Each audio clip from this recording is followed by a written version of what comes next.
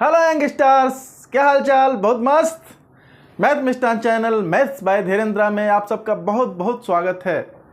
आज हम लोग एक्सरसाइज 5.1 यूक्लिड ज्योमेट्री का करने जा रहे हैं और उम्मीद है कि आप लोग मेरा पिछला वीडियो जिसमें यूक्लिड ज्योमेट्री का इंट्रोडक्शन बताया हुआ है देख चुके होंगे।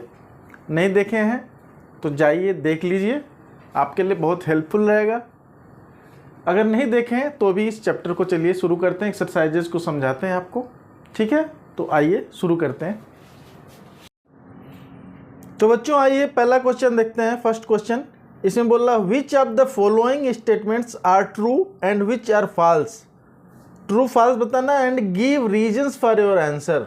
आपके आंसर के लिए रीज़न भी देना है। ठीक है, तो छोटे छोटे क्वेश्चन हैं। बेसिकली ये सारे क्वेश्चन जो है ना यूक्लिड्स के एक्सियम्स और पास्चुलेट्स पे ही आधारित हैं।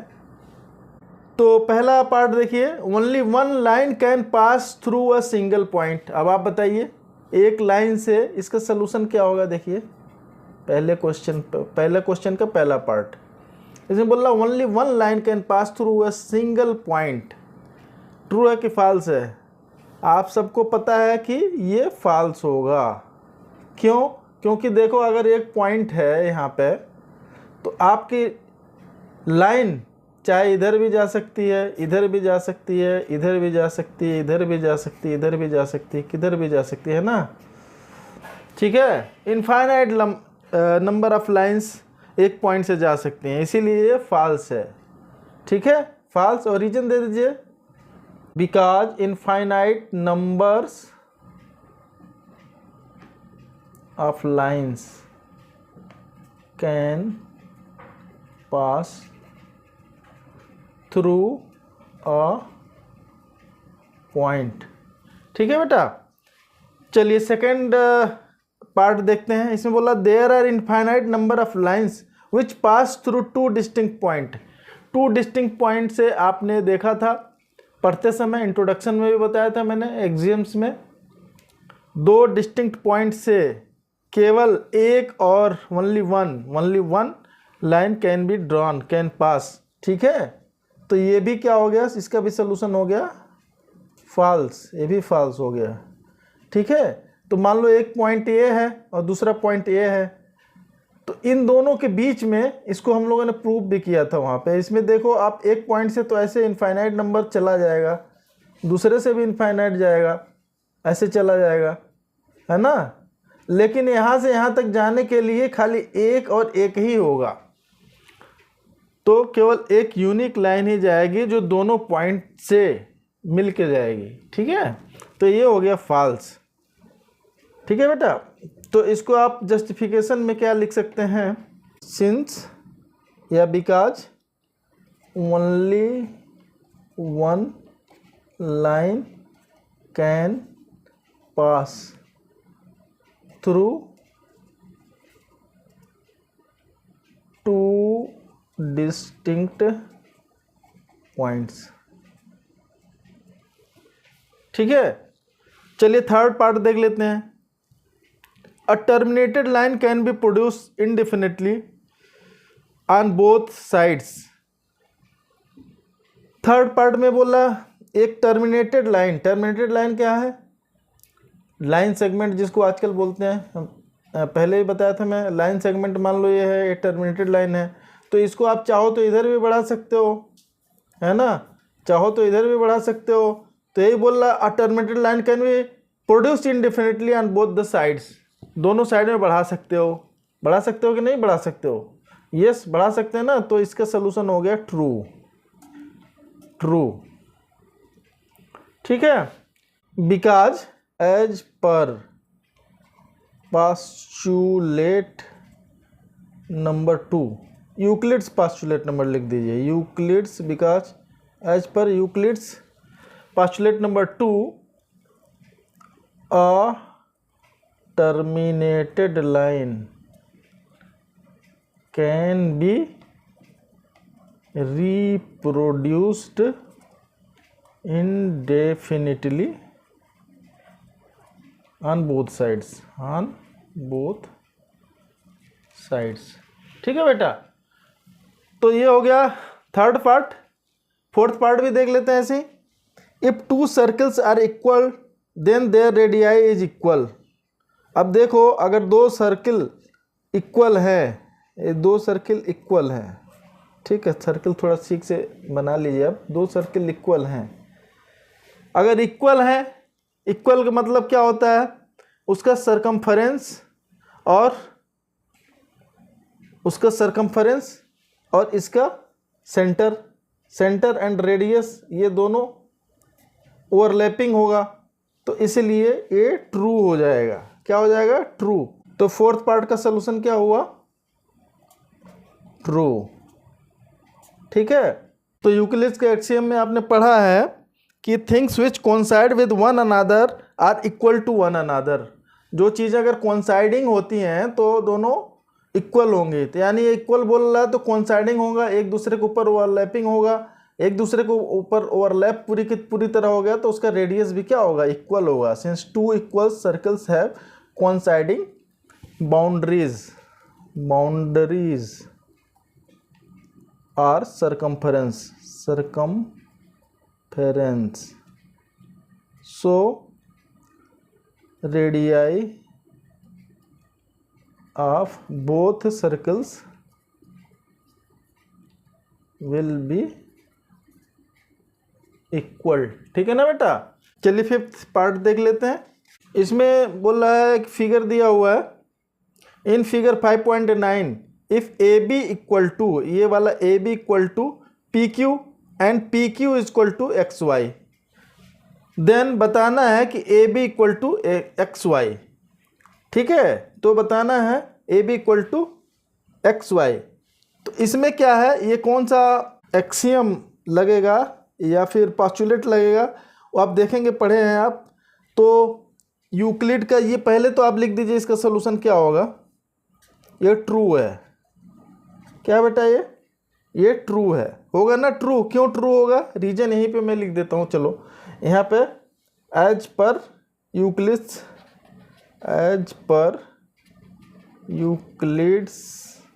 एक्सियम 1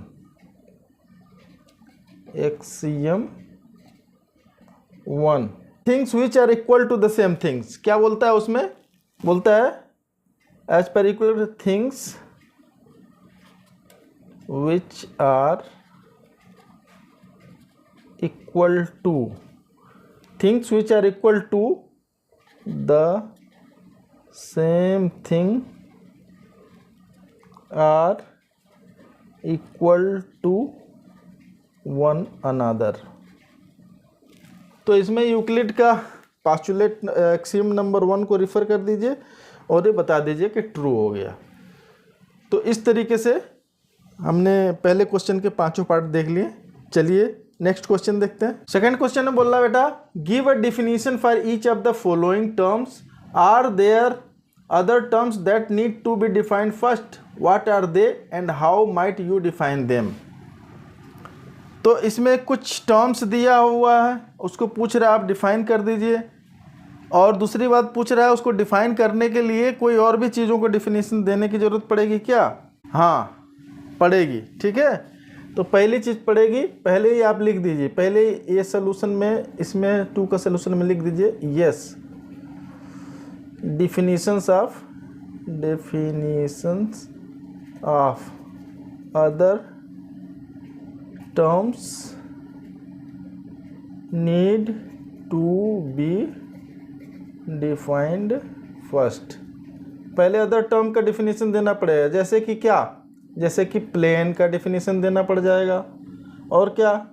पॉइंट का डिफिनीशन पड़ेगा, फिर और लाइन का डिफिनीशन देना पड़ सकता है आपको, रे का डिफिनीशन देना पड़ सकता है, एसेट्रा। ये सब चीज़ों को देना पड़ेगा, तभी आप जो है ये जो टर्म्स दिए हों उसको डिफाइन कर सकते हैं। ठीक है, प्लेन, पॉइंट, लाइन। अब प्लेन क्या होता है, पॉइंट क्या होता है, लाइन क्या होता है, इन्होंने बताया हुआ है। किसने? यूक्लिड साहब ने। यूक्लिड साहब ने सरफेस को बोला था, हम लोग जिसको प्लेन बोलते हैं वही सरफेस है। A surface is that which has length and breadth only. ठीक है, तो वो डिफाइन कर दिया। एक point a point is that which has no part, जिसका कोई पार्ट नहीं है। तो एक हमको ये सब टर्म्स डिफाइन करने के पहले इन सब चीज़ों को डिफिनीशन देना है। तो इसका डिफिनीशन आप पहले लिख लीजिए, फिर बताइए कि पैरेलल लाइंस आर, क्या बोलेंगे, parallel lines are those lines which never meet with one another and there is constant perpendicular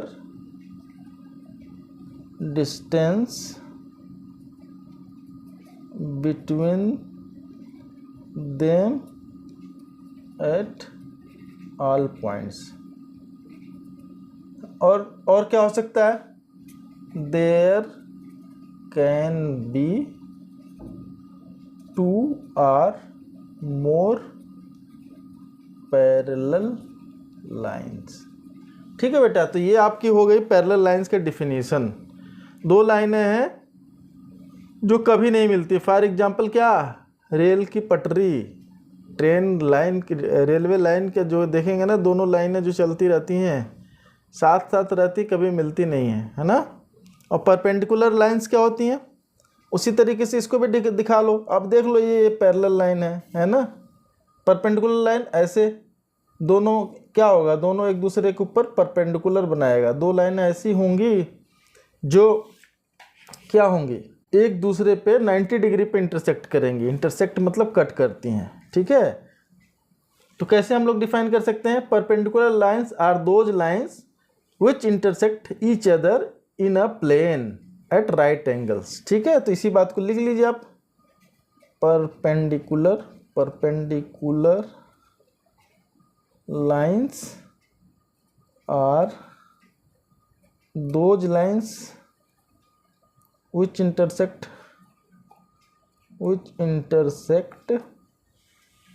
each other in a plane at a right angle। ठीक है, राइट एंगल्स पे दो हमारी लाइन और एक ही plane में होनी चाहिए, तब बात बनती है। ठीक है, अब वही जो हमने प्लेन का नाम ले लिया और इसीलिए प्लेन को पहले डिफाइन करने की ज़रूरत पड़ेगी आपको, प्लेन क्या होता है ना।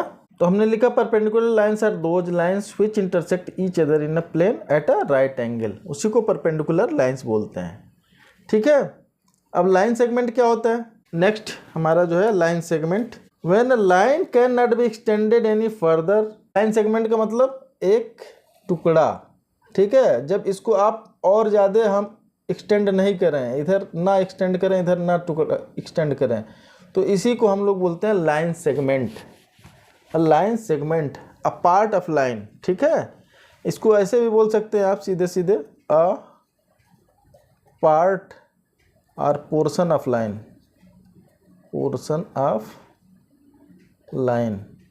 एक बात हो गई, दूसरी बात नहीं तो ऐसे भी लिख सकते हैं, when a line cannot be extended any further because of its two fixed end points, then the line is known as line segment।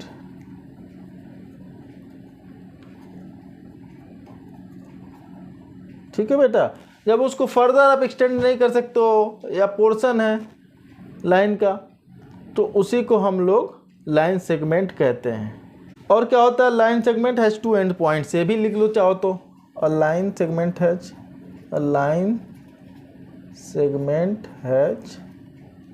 To end points. जैसे कि मैंने यहाँ पे लिखा ना ए बी, ऐसे लिख दिए। नॉर्मली हम लोग ज्योमेट्री में जो भी लाइनें खींचते हैं, जिसको लाइन बोल रहे हैं, लाइन खींच रहे हैं ए बी, एक्चुअल में वो लाइन नहीं होती, वो लाइन सेगमेंट हम लोग खींचते हैं। ठीक है बेटा, लाइन कभी ख़त्म नहीं होती, वो चलती जाती है। ओके, फोर्थ पार्ट पे बोल रहा है, आप डिफाइन कीजिए क्या, रेडियस ऑफ सर्किल। क्या बताना है, रेडियस ऑफ सर्किल। तो रेडियस ऑफ सर्किल क्या होता है आप सबको पता है, अब डिफाइन करना है भाई। देखो, एक सर्किल है, इसको क्या बोलते हैं, इसको सरकमफेरेंस बोलते हैं और इसको सेंटर बोलते हैं। तो सरकमफेरेंस से सेंटर तक की जो लाइन होती है, लाइन सेगमेंट होती है, उसी को हम लोग रेडियस बोलते हैं। सबको पता है आप लोगों को, तो बस इसी की बात को लिख दीजिए, इसी बात को लिख दीजिए। क्या बोल देंगे, radius is the line from any point on the circumference of a circle to the center of the circle। ठीक है, अब ये नहीं कह दीजिएगा दूसरे सर्किल का सेंटर ले लिए और दूसरे का सरकमफेरेंस, तब बात नहीं बनेगी, है ना। तो ये हमारा रेडियस हो गया। तो radius is the line from any point on the circumference of a circle to the centre of circles, ये डिफिनीशन हो गया। अब स्क्वायर क्या है भाई साहब, क्वाड्रिलेटरल का नाम सुने होंगे आप। क्वाड्रिलेटरल मतलब जिसमें 4 साइड होते हैं। अब देखो, साइड भी एक डिफाइन करने की चीज़ हो जाएगी। चाहे तो आप ऊपर जो बताया ना कि क्या क्या डिफाइन करना पड़ेगा, उसमें साइड भी बोल सकते हो। ठीक है, क्वाड्रिलेटरल भी बोल सकते हो, वो भी डिफाइन करना पड़ेगा। सब आप डिफाइन कर सकते हो। क्वाड्रिलेटरल क्या होता है वो भी आप ऊपर ही लिख दीजिए, क्या क्या, देखो ये सब डिफाइन करना पड़ रहा है आपको। ये मान लो एक क्वाड्रिलेटरल, क्वाड्रिलेटरल मतलब जिसमें 4 साइड होते हैं। Any planar, any 2 dimensional shape which has 4 sides is called quadrilateral. ठीक है ना। तो अब मान लो ए बी सी डी है और इसके चारों साइड सेम है। खाली सेम हो जाएंगे तो हो जाएगा स्क्वायर? नहीं होगा ना, नहीं होगा, बिल्कुल नहीं, बिल्कुल करेक्ट बात। चारों साइड सेम भी होने चाहिए और सब आपस में परपेंडिकुलर से ज्वाइंट होने चाहिए। 2 लाइन से 2 साइड्स के बीच में परपेंडिकुलर यानी राइट एंगल होने चाहिए। 90 डिग्री पे होगा तभी वो हमारा एक स्क्वायर होता है। ठीक है ना। तो हम इसका डिफिनीशन में बोल सकते हैं a quadrilateral, square is a quadrilateral, square is a quadrilateral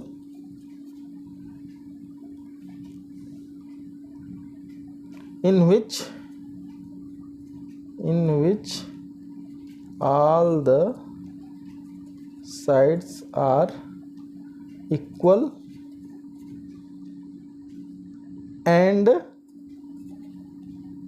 each of its internal angles are angle formed by 2 consecutive sides are right angles। ये डेफिनेशन हो गया। consecutive साइड मतलब एक साइड से सटे वाला साइड है, उन दोनों के बीच में हमारा राइट एंगल होना चाहिए। तो square is a quadrilateral in which all the sides are equal and each of its internal angle, ये जो अंदर का एंगल है उसको इंटरनल एंगल बोलते हैं। Are angle formed by 2 consecutive sides are right angles. ठीक है ना, तभी उसको हम लोग स्क्वायर बोलेंगे। तो इस तरीके से हमने क्वेश्चन 2 के 5 पार्ट कर लिए हैं। चलिए हम लोग क्वेश्चन 3 देखते हैं। इसमें बोल रहा है consider 2 postulates given below. 2 postulate दिए हुए हैं। पहला, given any 2 distinct point A and B there exist a third point C which is in between A and B. बोलता है पहले वाले पार्ट में कि 2 डिस्टिंक्ट पॉइंट हैं ए और बी। ठीक है, इसमें बोल रहा है कि इसके बीच में एक थर्ड पॉइंट सी है, ए बी के बीच में एक थर्ड पॉइंट सी है। Third point which is in the between A and B, एक बात। दूसरी बात इसमें बोला there exist at least 3 points that are not on the same line. There exist at least 3 points that are not on the same line. कम से कम 3 point हैं जो कि एक ही लाइन पे नहीं हैं। कैसे हो सकते हैं? इस तरीके से हो सकते हैं जो एक ही लाइन पे नहीं है। Do these postulate contain any undefined terms? Are these postulate consist? Do they follow from Euclid's postulate? Explain करना, ठीक है, एक्सप्लेन कीजिए। तो इसमें और भी टर्म डिफाइन करने पड़ेंगे। यस, तो पहला इसका सलूशन लिखेंगे तो इसमें और भी चीज़ों को डिफाइन करने पड़ेंगे। Yes, these postulates contain undefined terms. Undefined terms कौन से? Like points and position of C is not defined. C की पोजीशन नहीं डिफाइंड है। और क्या नहीं है बेटा? और कहाँ पे है? Whether points are in same plane और नॉट। ये भी नहीं डिफाइंड किया है, पोजीशन ने डिफाइन किया है, एक ही प्लेन में है कि नहीं है वो डिफाइन नहीं किया है, ठीक है। तो इस तरीके से कई सारी अनडिफाइंड चीज़ें हैं। आप देखेंगे, आप तो खुद पाएंगे बेटा ये सब चीज़ें अनडिफाइंड हैं, जो कि आप बताएंगे, कोई भी डेफिनेशन देंगे तो कोई भी पास्टुलेट देखेंगे तो वो पॉइंट भी डिफाइंड होनी चाहिए, ठीक है। तो इसमें देखिए दूसरी बात, एक बात तो हो गई कि अनडिफाइंड है। Are these postulate consistent? Consistent है कि नहीं? अब देखो, एक सिचुएशन ये बताया, दूसरा सिचुएशन ये बताया, तो ये दोनों कंसिस्टेंट हैं कि नहीं है? तो yes, both postulates are consistent. Consistent क्यों? Because they describe about two situations but the statements are not contradictory। देखो, नॉट कॉन्ट्राडिक्टरी होना चाहिए तभी आप बोलेंगे कंसिस्टेंट है। नॉट कॉन्ट्राडिक्टरी, कॉन्ट्राडिक्टरी हो जाएंगे तो फिर आपके कंसिस्टेंट नहीं होंगे। दोनों सिचुएशन, दो अलग अलग सिचुएशन को बता रहा है और दोनों में जो है वो क्या है, कॉन्ट्राडिक्ट नहीं कर रहे हैं एक दूसरे को, तभी कंसिस्टेंट बोलेंगे, ठीक है। और नेक्स्ट में बोल रहा है do they follow from Euclid's postulate? Euclid के पास्टुलेट को फॉलो करते हैं? नहीं करते हैं। पास्टुलेट को फॉलो नहीं करते हैं। किसको फॉलो करते हैं? एक्सियम को करते हैं। No, these do not follow Euclid's postulates but they follow Euclid's axiom 5.1। Euclid के एक्सियम 5.1 को फॉलो करते हैं। आप बुक में देखेंगे यूक्लिड के एक्सियम 5.1 क्या है। इसमें बोल रहा है given two distinct point there is a unique line that passes through them. ये है एक्सियम 5.1, ठीक है। दो डिस्टिंक्ट पॉइंट के बीच में केवल एक ही लाइन जाती है, इसी चीज़ को ये फॉलो करते हैं, करेक्ट। तो ये हो गया आपका सोल्यूशन नंबर 3। तो आइए बेटा क्वेश्चन नंबर 4 देखते हैं। इसमें बोल रहा है if a point C lies between 2 points A and B such that A C equal to B C, then prove that A C equal to half of A B. Explain by drawing the figure. Figure बना करके इसको आपको समझा देना है। क्या समझाना है बेटा? देखिए, कैसे बनाना है? बोला if a point C lies between 2 points A and B, 2 point हैं, ए है और बी है, ए और बी, इसके बीच में एक ऐसा पॉइंट सी है कि A C equal to B C. क्या है बेटा? A C equal to B C. तो बोल रहा है कि prove that A C equal to half of A B, ये प्रूफ करना है। तो प्रूफ करने के लिए क्या है, ये चीज़ आपका गिवन है, यहाँ पहले सोल्यूशन लिख लीजिए। गिवन में क्या है? ए सी इक्वल टू बी सी। ठीक, फिर क्या करेंगे? अगर इक्वल चीज़ें, अगर कोई भी इक्वल चीज़, इक्वल नंबर या equal thing is added to equals, then the added things are equal to each other. नहीं समझ में आई? If equals are added to equal, whole is equal. एक लाइन में बोल सकते हैं क्या? अगर इक्वल चीज इक्वल में ऐड किए जाए तो होल इक्वल होता है, यही वाली बात लगानी है। तो चलो हमने क्या किया फिर, A C plus equal to B C, तो ये है, इसमें हम दोनों साइड में अगर ए सी ऐड कर दें, A C plus A C equal to B C plus A C. ठीक है, यहाँ पे लिख दो adding A C in both sides. तो क्या हुआ, आपने ए सी में ए सी जोड़ दिया, बी सी में ए सी जोड़ दिया, और यहाँ फिर नीचे बता दीजिए, क्या बताएंगे? If equal are added to equal, equal ये दोनों चीजें थी, इसमें फिर इक्वल नंबर इक्वल चीज ए सी जोड़ दिया दोनों में, तो क्या होगा? ये होल भी आपस में इक्वल होंगे, टू इक्वल, देन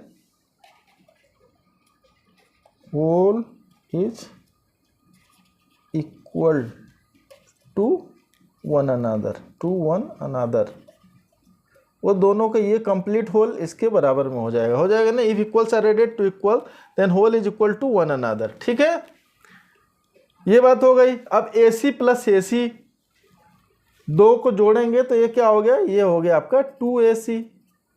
अब बी सी प्लस ए सी, अब B C plus A C, B C और ए सी, क्या आपने एक एग्जाम पढ़ा था, क्या पढ़ा था बेटा? क्या पढ़ा था? B C plus A C क्या होगा? A B. B C plus A C होगा ए बी। क्यों होगा बताओ?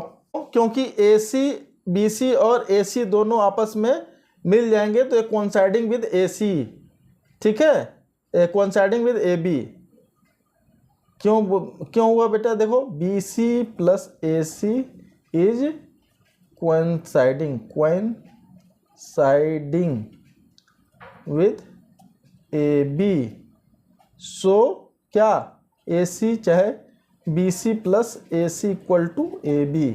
ये बात आपको बतानी है यहाँ पे। अब सबको बाकी चैप्टर्स में आप करेंगे तो डायरेक्ट लिख देंगे, लेकिन यहाँ पे आपको बताना पड़ेगा कि क्यों ए इक्वल हुआ ए बी के, ये बताना पड़ेगा। बी सी इज कोइंसाइडिंग, ये एज पर, किस लिए? As per axiom 4, axiom number 4 आप देखेंगे तो इसमें ये बात लिखा हुआ, things which coincide with one another are equal to one another. तो इसमें ए सी और बी सी को जोड़ दिए तो आपस में कोइंसाइड करके इस पर ओवरलैपिंग हो गए, इसीलिए वो ए बी के बराबर है। तो जब ये हो गया तब फिर क्या हो जाएगा? इसलिए A C equal to half of A B हो गया ना। ये कर लेंगे, हैंस प्रूव्ड। ठीक है बेटा, बात समझ में आई कि नहीं आई आपको? चलिए बेटा, हम लोग क्वेश्चन नंबर 5 भी देख लेते हैं फटाक से। अब इसमें बोल रहा है बेटा, इन क्वेश्चन 4, पिछला क्वेश्चन जो देखे हैं आप, उसमें बोल रहा है point C is called midpoint. मतलब हम दो पॉइंट के बीच में एक थर्ड पॉइंट लिखे थे यहाँ पे लास्ट क्वेश्चन में, ए बी, यहाँ पे बीच में सी जो है, इसको बोलते हैं midpoint. In question 4 point C is called a midpoint of line segment A B का मिड पॉइंट बोला जाता है। अब बोला prove that every line segment has one and only one midpoint. हमको बताना है कि कोई भी लाइन सेगमेंट होगा तो तो उसमें केवल एक ही मिड पॉइंट होगा, मतलब बीचों बीच का पॉइंट एक ही होगा। ये बात तो सब लोग हम लोग जानते हैं, प्रैक्टिकली जानते हैं, बट इसमें बताएंगे कैसे। बताने के लिए सबसे पहले तो आप सलूशन लिख लीजिए अपने, फिर उसमें एक पॉइंट हमको एज्यूम करना पड़ेगा। बेटा क्या एज्यूम करना पड़ेगा? हमने मान लिया कि चलो एक लाइन है, ये कोई भी लाइन है, कौन सी लाइन है? एक लाइन है आपकी ए बी ही मान लो है, ए बी है। तो let us assume there are two midpoints P and Q in between AB के बीच में हमने मान लिया कि चलो एक P भी है और एक Q भी है, दो पॉइंट हैं और दोनों मिड पॉइंट हैं। हमने एज्यूम कर लिया। एज्यूम करके हम लोग साबित कर सकते हैं कि वो दोनों पॉइंट अलग अलग नहीं होंगे, एक ही पॉइंट होंगे। तो बोल पाएंगे कि एक ही मिड पॉइंट होगा, ठीक है ना। तो हमने एज्यूम कर लिया कि चलो भैया ऐसा है कि P और Q दो डिफरेंट मिड पॉइंट हैं ए बी के, ठीक है ना। तो दो डिफरेंट ए बी के मिड पॉइंट मान लो P वाले को पहले लेके चलते हैं, सपोज करो P वाले को पहले हम लेते हैं, तो P वाला मिड पॉइंट हम पहले मान रहे हैं, तो A P equal to P B if P is mid point. अगर P मिड पॉइंट है तो क्या होगा? A P equal to P B, A P equal to क्या? पी बी, ठीक है। And if Q is mid point, then क्या हो जाएगा? देन हो जाएगा A Q equal to Q B, होगा ना। और क्या हो गया? अब देखो मिड पॉइंट है तो ये वाला अभी पिछले क्वेश्चन में आपने जोड़ा A P plus P B, क्या जोड़ा? A P plus P B equal to A B, जोड़ा ना आपने, दिखाया था जस्ट पीछे वाले क्वेश्चन में कैसे, ये वाला देखा ना आपने, ए सी प्लस बी सी किया था ना, यहाँ पे ए सी प्लस बी सी, इसको ए बी के बराबर लिखा था ना। तो उसी तरीके से यहाँ से अगर मिड पॉइंट है तो A P plus P B equal to A B हो गया, होगा कि नहीं होगा? और देखो क्या, और अगर Q मिड पॉइंट है, Q मिड पॉइंट होता तो क्या हो जाएगा? फिर हो जाएगा आपका A Q plus Q B is equal to A B, ठीक है। ए बी के बराबर हो गया। इस सारे इक्वेशंस की नंबरिंग कर लीजिए। तो इसको A P equal to P B को इक्वेशन नंबर 1 बोल दीजिए, इसको 2 बोल दीजिए, इसको 3 बोल दीजिए, इसको 4 बोल दीजिए, ठीक है। तो कंपेयर करने के लिए इजी हो जाएगा, है ना। तो आप क्या कीजिए कि A P plus P B equal to A B, तो इसमें A P equal to P B है, तो यहीं पे from equation 1 putting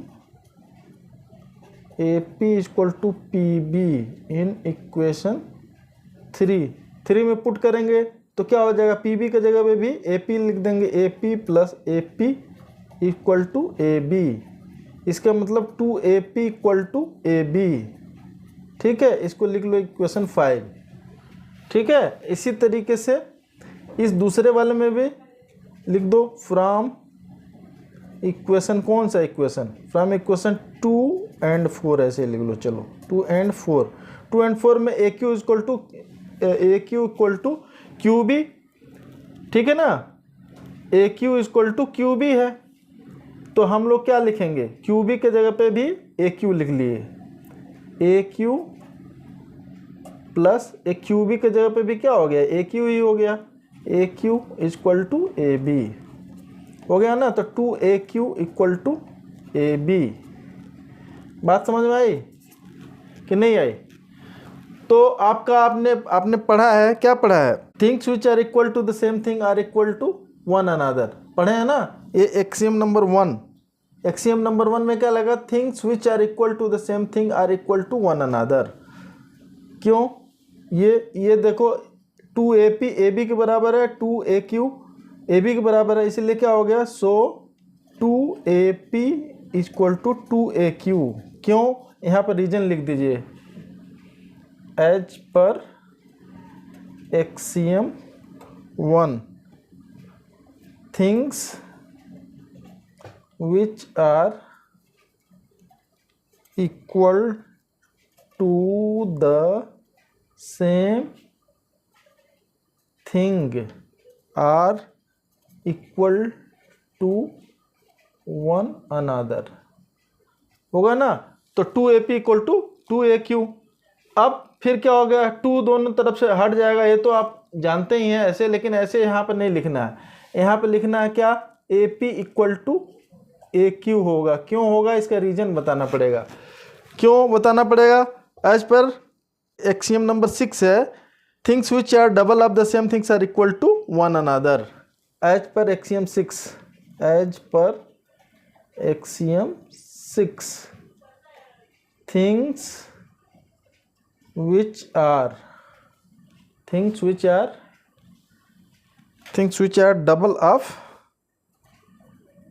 double of same things are equal to one another। ठीक है, तो इसीलिए इस रीजन से ए इक्वल हो गया। तो AP इक्वल टू, ये देखो AP इक्वल टू AQ। ये कैसे होगा भाई, यहाँ पे एक पॉइंट है और एक पॉइंट P है और एक पॉइंट Q, ऐसा हो ही नहीं सकता है कि यहीं से AP और AQ इक्वल है और दोनों अलग पॉइंट भी हो, ऐसा पॉसिबल है नहीं, है ना। So P and Q will be same point, एक ही पॉइंट पे होंगे। So our assumption is wrong and every line segment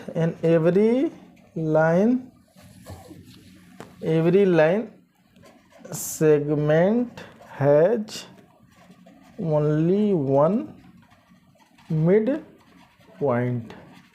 ठीक है, तो ये hence proved। तो इसको अपने हिसाब से आप लिख लीजिए। आपके टीचर ने कुछ अलग तरीके से कुछ अलग नंबरिंग करवाया तो वैसे कर लीजिएगा, लेकिन मेन चीज़ यही है कि एक आप 2 एज्यूम कर लीजिए, 2 पॉइंट्स को, और दोनों को लेकर कर लीजिए। और यहाँ पे ये चीज़ ध्यान रखना है, ये आपको बताना है क्यों कर रहे हो। ये प्लस ये कर लिया, फिर इसको प्लस इसको कर लिया, दोनों को इक्वेट करके इक्वल कर लिया, यहाँ से निकाल लिए। ठीक है ना, तो ऐसे कर लीजिए। क्वेश्चन नंबर 5 बढ़िया से है। चलिए नेक्स्ट क्वेश्चन देखते हैं। तो बेटा वीडियो आपको पसंद आ रहा है तो वीडियो को लाइक ज़रूर कर दीजिएगा, अपने दोस्तों को शेयर कर दीजिए, चैनल पर नए हैं तो चैनल को सब्सक्राइब कर दीजिए। ये बहुत इजी क्वेश्चन है 6।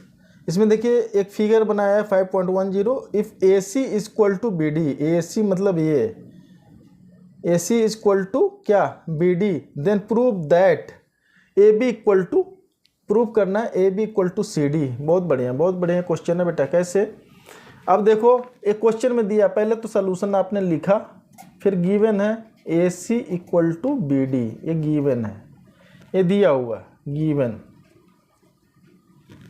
है ना, AC equal to BD।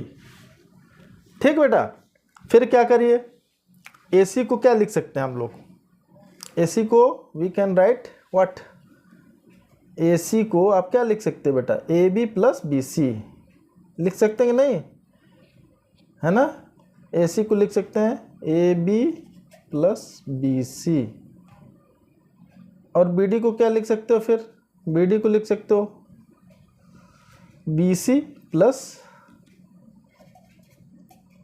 CD। लिख सकते हो कि नहीं लिख सकते हो, बोलो। अब क्या कीजिएगा बेटा, AB plus BC equal to BC plus CD, यहाँ से हो गया। अब क्या है, अब फिर से यूक्लिड का एक्सियम देख लीजिए। यूक्लिड का एक्सियम नंबर कौन सा, यूक्लिड का एक्सियम नंबर 3 देखेंगे कि इसमें बोला if equals of subtracted from equals then remainders are equal. ये वाला आपको अप्लाई करना है। तो ये दोनों इक्वल है, देखो ये वाला भी इक्वल है, ये वाला भी इक्वल है, दोनों में से इक्वल थिंग सब्ट्रैक्ट कर दिया जाए तो वो आपस में इक्वल होंगे ना। तो इक्वल थिंग इसमें से दोनों में से अगर BC निकाल दिया जाए तो क्या हो जाएगा, AB प्लस BC, इधर से भी माइनस BC कर दिया और इधर से भी BC प्लस CD, इधर से भी माइनस BC कर दिया।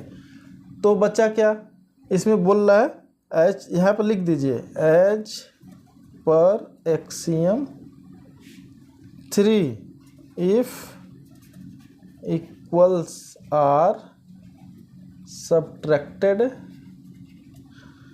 from equals then remainders are equal। तो सब्ट्रैक्ट कर दिए तो रिमाइंडर क्या बचा, फिर रिमाइंडर बचा AB इक्वल टू CD, ये BC खत्म हो गया CD, तो AB इक्वल टू CD बच गया ना। तो यही हो गया हैंस प्रूव्ड। बात समझ में आई कि नहीं भाई, बता दीजिए बेटा। तो आइए क्वेश्चन नंबर 7 देखते हैं। ये लास्ट क्वेश्चन है एक्सरसाइज 5.1 का। इसमें बोला why is axiom 5 in the list of Euclid's axiom considered a universal truth, note that the question is not about the fifth postulate. मतलब ये पास्टुलेट के बारे में नहीं बोल रहा है, एक्सियम के बारे में बोल रहा है। एक्सियम कौन सा, फिफ्थ एक्सियम आप बुक में देखेंगे तो एक्सियम नंबर 5, पहले तो इसको लिख देते हैं हम सॉल्यूशन। एक्सियम नंबर 5 में क्या है बेटा, देखो एक्सियम 5 में क्या बोलता है, the whole is greater than the part. अब देखो होल जो होता है वो पार्ट का जो होल होता है वो हमेशा पार्ट से बड़ा है। कैसे भाई, मान लो कि आप एक केक लिए हो, चाहे एक चॉकलेट ही लिए हो, सपोज कर लो कि आप एक चॉकलेट लिए हो, उसमें से एक पीस खा लिए आप, तो आप तो ये सीधी सी बात है कि ये जो पीस आपने खाया, ये जो टुकड़ा उसका खाया, उसी का एक जो पोर्शन लिया, तो हमेशा ये जो कंप्लीट अगर मिला के देखा जाए वो क्या होगा, इससे बड़ा ही होगा ना। तो whole is greater than the part है, ठीक बात है।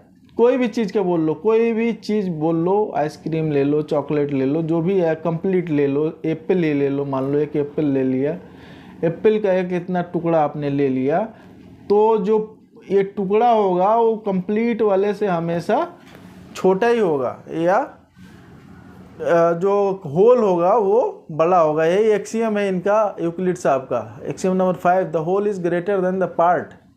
बात समझ में आ रही है ना। ये थोड़ा थ्योरेटिकली लिखना है आपको, ठीक है। चाहे तो किसी वेट पे भी लिख लो, किसी वेट का भी लिख सकते हो, हैं। तो फॉर एग्जाम्पल लिख देना है आपको ना। For example if we take a portion of, कोई लिख दो, portion or a bite of apple, then whole apple is greater than its part taken, ठीक है। और ये and this is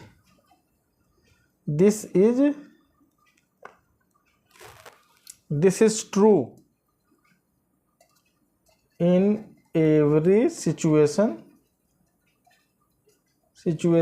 and every part of world. कहीं पे भी जाओगे तो ये बात लागू होगी, इसीलिए इसको बोलते हैं universal truth. So it is called universal truth, इसीलिए हम लोग इसको बोलते हैं यूनिवर्सल ट्रूथ। सो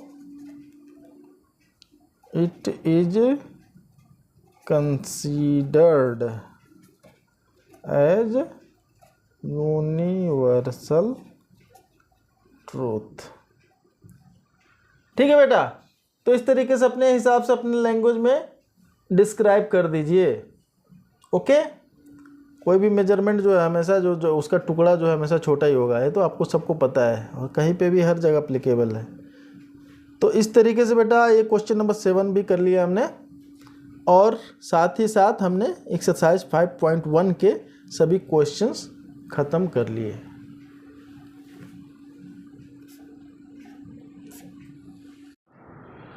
तो बच्चों आज हमने एक्सरसाइज 5.1 के सभी क्वेश्चंस कर लिए हैं। उम्मीद करता हूँ आपको समझ में आ गया होगा। ये चैप्टर, इसमें से क्वेश्चंस बहुत ज़्यादा आने के चांसेस नहीं रहते हैं, फिर भी आप ज़रूर कर लीजिएगा। अगर आपको बहुत अच्छे मार्क्स पाने हैं तो आपके सारे चैप्टर्स तैयार होने चाहिए बेटा, है ना। तो प्रैक्टिस कीजिए। मैथ्स में सबसे ज़रूरी चीज़ है प्रैक्टिस, खूब प्रैक्टिस, खूब प्रैक्टिस, खूब क्वेश्चन लगाइए डिफरेंट बुक्स के, प्रीवियस ईयर क्वेश्चंस के। चलिए मिलते हैं अगले वीडियो में, तब तक के लिए पढ़ते रहिए, अपने आप हेल्दी रखिए। बाय।